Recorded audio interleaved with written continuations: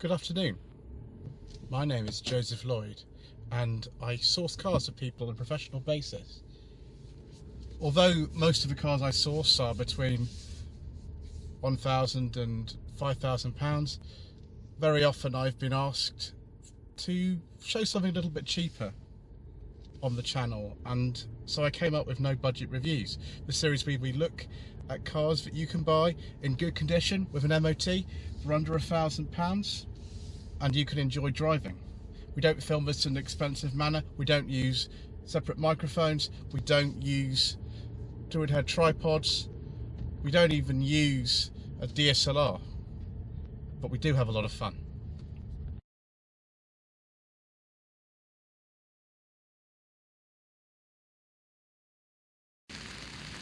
When I first reviewed a Vauxhall Vectra B last year, there were many people who just said, you need to try a better version of one of those because the 1.8 LS saloon that you had was not really representative of the breed. Well, it was a very popular variant of the Vectra B, but this is something altogether very different. It's a 1998 Vauxhall Vectra 2.5 V6 Arctic 2 automatic. The Arctic 2 was a limited edition, and this is, we think, quite possibly the only 2.5 V6 Arctic 2 automatic left in this country. It was owned for a very long time by the same person. In fact, from 1998 to 2021 he owned it, and he was meticulous in looking after it. These cars need cam belt changes every, I think it's 5 years, and that was done, all the servicing was done at a Vauxhall garage until right at the end, and it is in superb condition, this car. The specification is really interesting. It's not actually got electric door mirrors for some reason, but it's got a V6 engine and air conditioning. We think this is based on the GLS model. There were obviously lots and lots of different variants of the Vectra B. It's owned by Mr. Coleman, rubbish mechanic, who was very much into kind of the sort of 1980s, 1990s Vauxhalls. A while ago we had his 1999 Vauxhall Omega 2.5 V6 CDX manual on the channel. This has the same engine, a General Motors V6 in it. In this case it's about 167 horsepower. Unfortunately it's the last day of the year. This is the last car I'm filming for the channel in 2022, and it's raining, which is fun, but at least it means this little car park near Romsey in Hampshire where I'm filming this is very, very empty, which is one blessing, I suppose. Right, let's take a look inside, shall we? Okay, let's get in because it's frightful out here. Headlining sagging a bit in here, I'm afraid. It's common with lots of cars of this type. Unfortunately, because this is only an Arctic based on a GLS, we don't actually have electric rear windows in here. What we do have is a blanking plug, which looks like a switch, and then a window winder. I've always been a bit annoyed about that, viewers, that they did that to people. Why they couldn't fit a blanking plug that looks a bit less sort of humorous, I don't know why. At least you've got a centre armrest in here, even got a ski hatch, which is fantastic. In fact, I can actually get that out. No, it's not going to cooperate today. Got some places to clip the seatbelt buckles too, that's good. Ooh, we've got some friends in the back of here. Hello, Rainbow Poo. And we've got Pudsey as well. It's very appropriate for the 90s. So the interior is not leather or anything. It's got a jazzy fabric that was common in lots and lots of 90s cars. If this headlining wasn't sagging, the headroom would actually be quite good. Many of you will also remember Ian Seabrook's 2.2 Vectra. I think it was an LS. It was a later facelift of one of this. This is a December 98, so it's a late pre-facelift. Facelift occurred about March 99. No sunroof, but we do have air conditioning. That's one reason it's called the Arctic. And 3 headrests as well, that's good. Ashtray down here. A bit mean of them not to put map pockets in the back of here as well. That's a bit mean, really, isn't it? You do get some door bins though, which is just down there. And got some good adjustment for the seat as well. It's actually a lot more comfortable than other Vectra B seats I've sat in, which is good. Right, let's have a look in the boot. Okay, 2.5 V6. I've been told that I need to be a little bit careful with this, because this actually has new boot struts and they sometimes don't work properly, but this seems okay, and I'll just hold that for the time being. Massive boot, probably about 450 litres at least. And you can see Mr. Coleman's stuff is in here, valeting stuff. This car is in daily use, but because it's Mr. Coleman, it's also in excellent condition because that's the way that he does things. You could get a saloon version of this as well, of course, and an estate. The estate came out about a year after these did. To be honest, most people will be fine with that amount of room for a family car, I would have thought. Rear disc brakes, which is good. I can't remember if all Vectra Bs actually had those. I think some may have had drum brakes on the back. Right, let's get into front. See if we can shut the door as well. Again, we've got one of these fake electric window switches in here. They're actually not up there at all. If I just move my secret mission documents slightly, you'll see the electric window switches, just like they are in an Amiga at the time, they're actually in the middle. And if there were rear ones fitted, they'd be here. But of course there aren't. Manual handbrake is really common on Vauxhalls for that to happen. Very simple dash. Nothing complicated. We've got Traffic Master here. That probably won't work anymore though. Yeah, it's still disconnected, isn't it? Been that for years. CD player.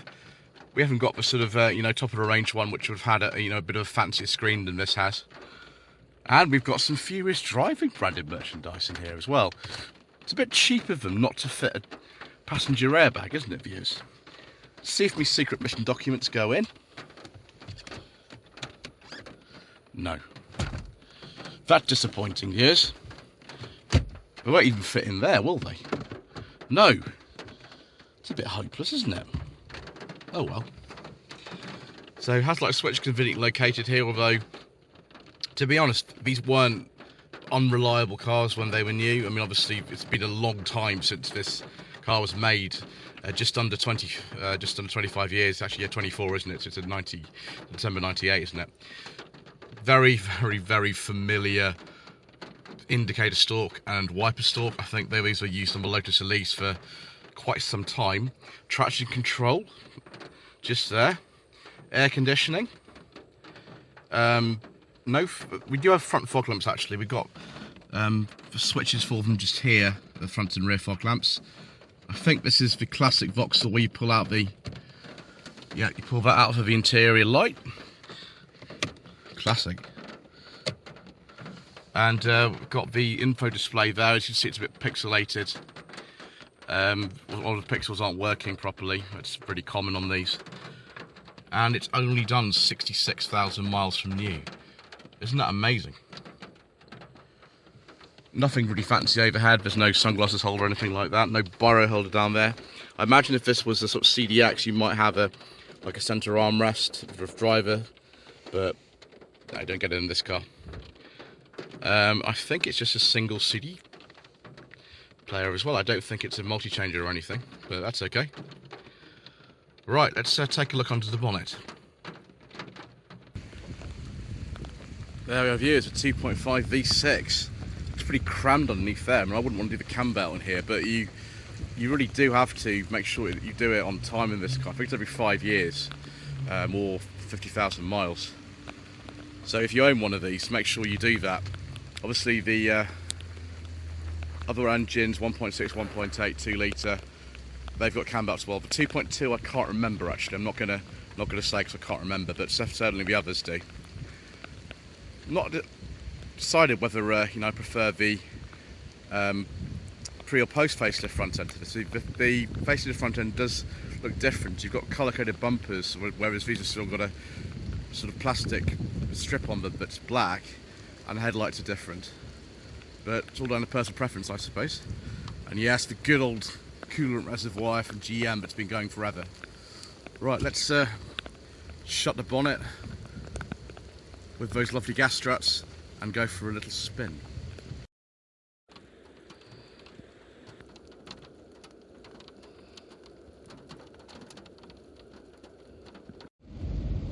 Probably not the best day to be sampling the driving characteristics of this V6 Vectra, but never mind, we are happy nevertheless.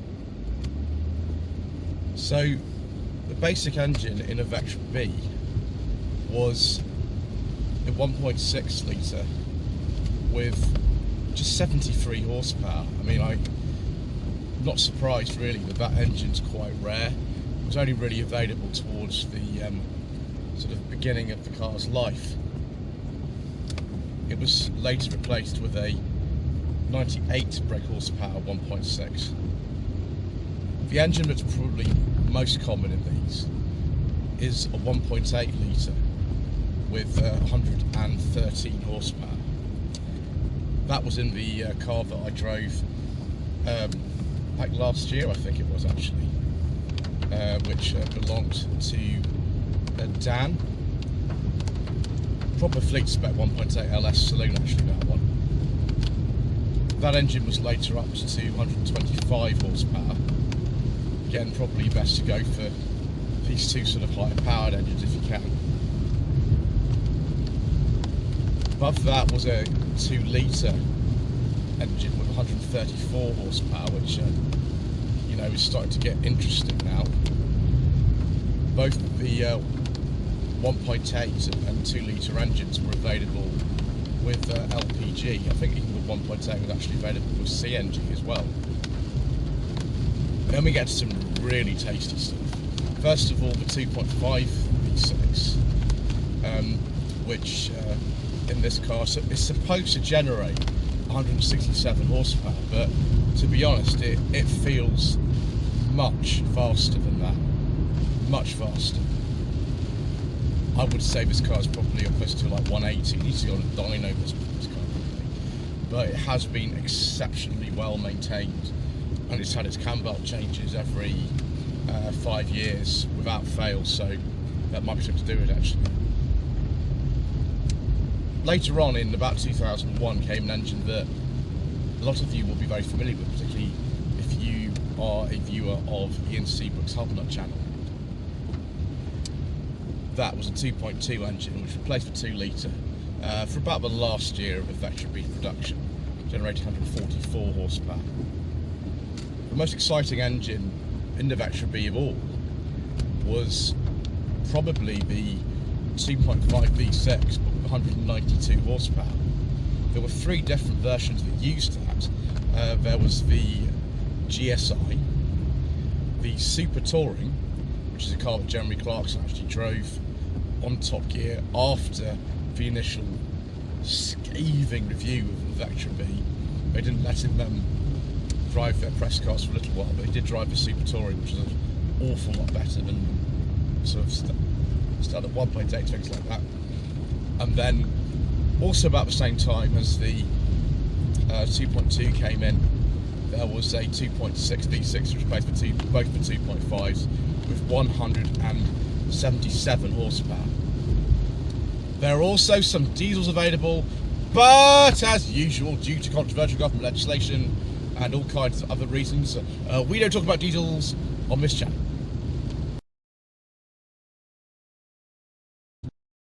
Lloyd Vehicle Consulting stickers, t-shirts and mugs are available by clicking the link to the Google form in the video description below.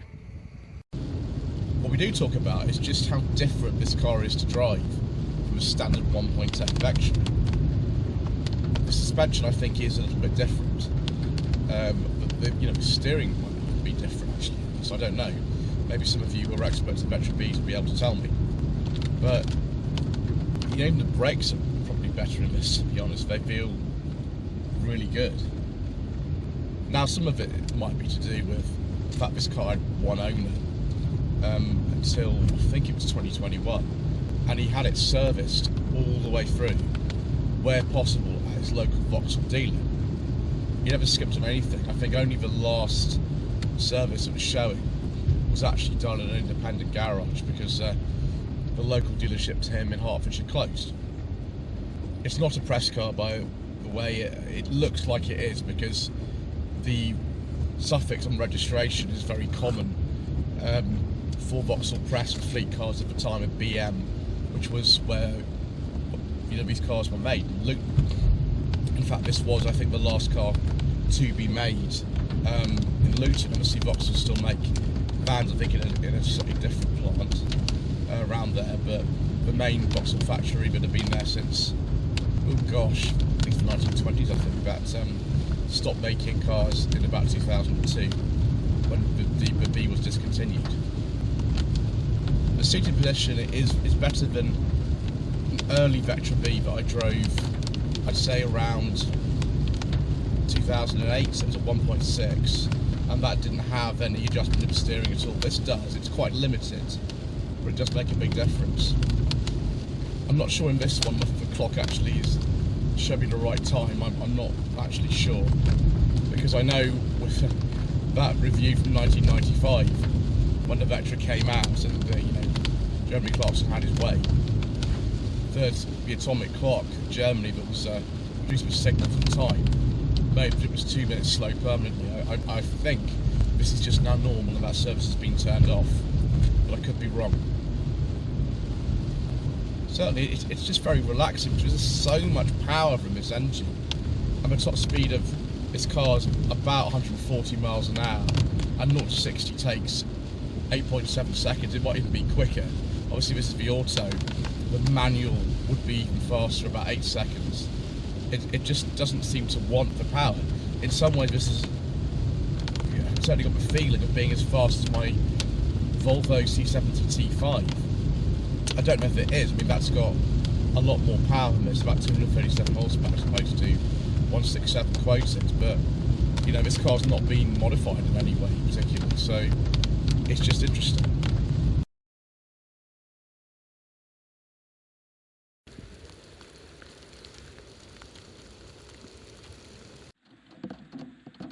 Well, viewers, it wouldn't be no budget reviews if we didn't have to contend with the weather from time to time, would it? So the trim levels available on the Vectra B, or the hatchback one anyway, were Envoy, LS, GLS, CDX, GSI, SRI, Premier, Expression, SXI, Arctic, Arctic 2 like this one, the i500 and the Super Touring, which both had that 192 brake horsepower engine, the Design Edition, the Vectra.com, which was a sort of exclusive online car. I think someone wrote down that the 1.8 engine in those are at 98 horsepower, but that can't be right actually when I compare it with everything else. The Sport, the Club and the CD. The Vectra was actually made in Egypt and Brazil until 2005 for some reason. Everywhere else it was replaced by the Vectra C in 2002, which is on quite a different platform. There were some similarities between this and the Saturn L series, and also even with this and the previous Vectra, Vectra A and the Mark III Cavalier, although they're not really exactly the same underneath. This and the Mark III Cavalier, there are just some similarities, if that makes sense. So, is this a car that you should consider with your hard-earned budget up to £1,000? This one, because it's in this sort of condition, costs a little bit more than that, but standard 4-cylinder Vectra Bs, yeah, you could pick those up for £1,000 still. You've got to watch for rust. You absolutely must watch for rust on these. There are electrical issues that these have. Most of the engines have cam belts in them, so just make sure those have been changed at the right intervals. Some of the interior plastics aren't particularly nice. It's typical, mid-90s General Motors, but to be fair, although they don't feel very nice, they have lasted a really long time in this car, so maybe the quality of them isn't that bad. Anyway, I think that's it for this episode of No Budget Reviews. Please don't forget to subscribe to the channel. Thank you once again to Mr. Colin for letting me drive his car.